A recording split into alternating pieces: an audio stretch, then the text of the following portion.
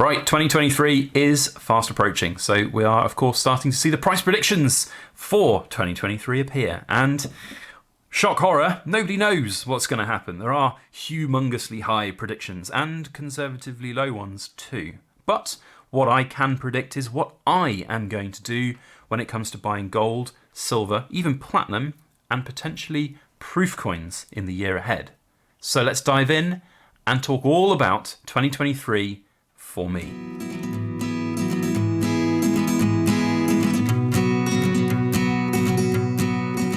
Hello everybody, Backyard Bullion here, and welcome to another Precious Metal Ramble. So with 2023 fast approaching, we are definitely seeing an uptick in the number of price prediction videos and articles out there. Some are very conservative, putting silver around $21, $22 an ounce for next year. Some a little bit more bullish at 30, 35, 40 maybe, and then there are the outlandish ones at $100,000, $500 million an ounce or whatever it is. And I've talked at length in the past about having all of these ideas, forming your own opinions is really important. So bringing in all of that information and then really analysing what's right for you and your circumstances, and just don't buy into one article. There is something out there that will fit anybody's opinion, unfortunately, and you do get some cherry picking from a lot of these sources that genuinely have biased, whether conscious or not, opinions to share. So with that in mind, I hope to share my thoughts and opinions, which, again, pinch of salt, are somewhat biased to my own financial circumstances, opinions, strategies when it comes to buying precious metals. But what we can do is at least take a lot of these different opinions, put them together, and hopefully form our own. That's why I do the style of video that I do, and I'd love to know what your thoughts and opinions are as we go throughout. So please do feel free to comment down below, and don't forget to hit the like button if you're enjoying, and subscribe as well, because we're fast approaching 45,000 subscribers, hopefully by maybe the end of the year, maybe early next year, and then onwards we go to 50. So 2023 predictions. I don't really like making predictions in the sense that I'm just, nobody knows, and you know, I can't give you a number of where silver will be, but what I think will happen is that we'll see ups and downs in the silver market. That's what happens every year. It's the same thing that you get every year. There will always be people who will say, this is the year for silver. And it was happening before the pandemics, before Brexit, before everything.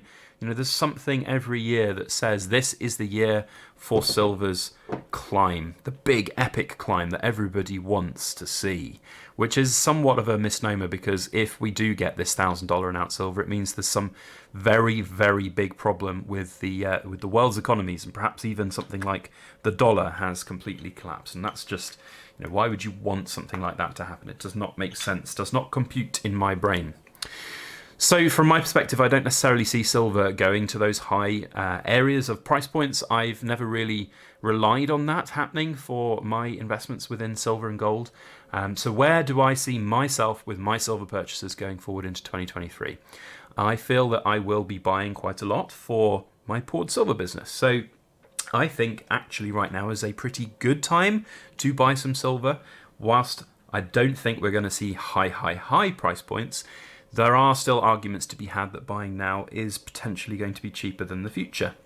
So definitely putting some money into stock for the Backyard Bullion business will be something to do. I won't be able by any stretch to go for my whole year's supply in one go, and I would never recommend anybody do that either, because whilst I feel like there might be price increases, there also might not be. It might be stagnated. It might suddenly become cheaper. The spot price might go down a lot.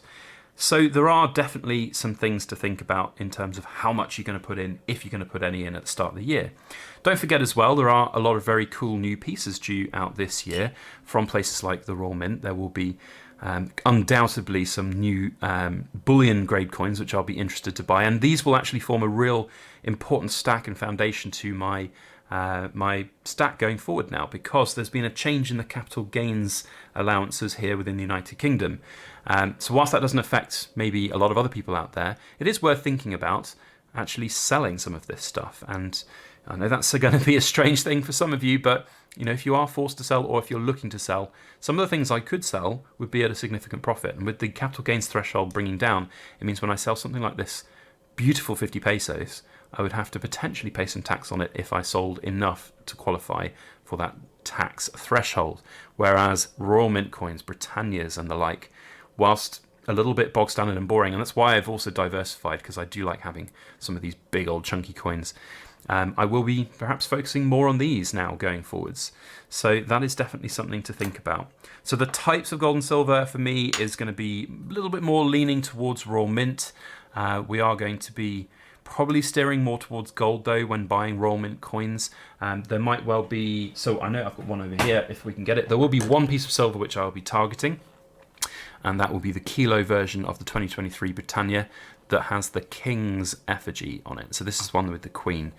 So from a silver perspective, I really am going to be pretty much focusing on kind of collectible stuff or proof stuff, essentially. I genuinely don't feel like buying the Tudor Beasts in... I might buy one of the Tudor Beasts.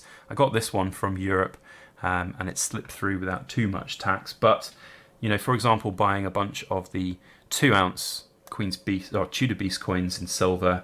You know, Queen's Beast I have like 20 of each, I think, something like that within the stack. But these just, I can't justify those huge tax premiums on them. So proof for me starts to feel a little better. And certainly when you've got that high premium on a piece of silver within the UK anyway, or anywhere, for example, it does feel better to buy perhaps a proof coin, which is rarer, collectible, has that air of it that is more superior to a bullion coin. And I think that can be extrapolated out to our US brethren here in the Backyard Bullion Rambling Society channel memberships and various others. You know, you guys probably won't want to be buying a great deal of bullion grade eagles, but there are lots of other types of silver out there that can be bought. And the fact that people out there still go and buy things like the eagles or tubes of Britannias with the humongous premiums and the VAT on top doesn't compute to me. It doesn't make sense. So from my perspective, silver is going to take a back step for the bullion grade stuff. The only times I'll, you know, go through that exception is from private sales on places like the Silver Forum. If I get kilo bars coming up where I can get them for, you know, for a kilo now, you'd probably be like 600 to 650. If I can get them at that price, I would consider putting some money in there. But unfortunately, they're just going to be there as that bullion weight to one-day trade for gold. And gold is where I see the future lying. So some of my gold purchases in this coming year will be fueled by some silver sales. Now, I've talked a bit about how you know, selling some of my silver fuels the buying of gold. I haven't really enacted a lot of that at the moment, but things like this kilo bar here, I do feel there is going to be some peaks and troughs within the year to take advantage of things like this. And having bought something like this at about 650, you know, selling it for around 700 is a great return for me.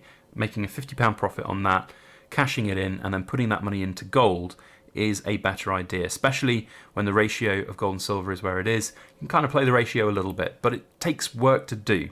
Now, I haven't 100% you know, signed on to that idea just yet, but I do think that putting more money into gold, certainly taking out certain things like this from the stack, which is a wonderful piece, and I love having a big chunky bar of silver. You know, you don't necessarily need quite so many, and with the capital gains changes, I do feel like it is a worthwhile thing to potentially liquidate and then look to have some extra gold coming into the stack. And that way I can continue adding what I view as that longer term material value and wealth without actually having to outlay a great deal of cash that I have already paid for. Now, there's one other little metal that I want to talk about, and that's platinum. I do feel that platinum is once again going to see a pretty tough year ahead. We're not, you know, with all that's happened in this last year, with the war in Ukraine and the humongous logistics and world issues, platinum has just stagnated. I don't feel like platinum now has got this potential suddenly to flip to a higher value than gold. Might still happen, probably won't, shouldn't be relied upon. But I do think that having some of it at the right price is a potentially good idea. So for me, I don't necessarily feel like I'm going to be adding much more, if any, platinum to the stack. I have, I think, 4 ounces now. For maybe I've got the Lion, I've got 2 Britannias and this completer, and maybe one of the White Lions, I think. So I've got 5 ounces of platinum. I'd have to check my spreadsheet. I think that's probably enough for me to not have any more exposure. You know, I've seen other people try to sell a lot of platinum and struggle and it is an interesting metal for sure, but not necessarily a very liquid one. So good hedge, but perhaps not. So in terms of those price predictions for 2023, it's very much going to be dependent for me on those collector markets. So raw mint proof coins, I think, are going to form a large part of my strategy going forwards, and bullion gold. And a lot of people might disagree with that, thinking that this is silver's year. So I will sort of finish this video with those of you who've been watching for a while. You know my message here. My message here is use the information that you hear and see online to your own advantage. Don't just rely on others. Do that research. It will pay you dividends. There's no such thing as a free lunch. There's no such thing as an easy win. And for somebody to just bandy around the idea that silver is going to go to $35, $40 an ounce without really any substance to that, it's just, in my opinion, not likely. And also, if you start to see some of these videos that start to pump out these price predictions, maybe worth going and having a look at what they did this time last year and seeing how well they got it. Because let me tell you, there are a lot that get it wrong every year. And whilst not getting it right is no evidence that they might not be right coming forwards, I kind of feel like my fence sitting in a way, and it's not necessarily going to go up, blah blah blah blah blah, is a kind of a cheat way out. But I've not been wrong yet. I've not been wrong yet to say that metals will essentially just peter on as they have done for the last 10 years. There will be at some point a time when silver and gold go up even more, but I don't think it's coming anytime soon. We've seen so many factors in this world contribute negatively to economies and cost of living and inflation and currencies, and we are yet to see this meteoric rise in silver. What I will say as well is that there are a lot of... I would like your opinions for those who are watching to this point. I'd like your opinions on me making a style of video that's questioning why so many silver stackers essentially stack tinfoil, because they seem to have all of these grand tinfoil conspiracies about silver being held back and tamped down. It's a global commodity. There is no cabal of bankers keeping it down. It's just a commodity that's bought and sold. It has industrial uses globally.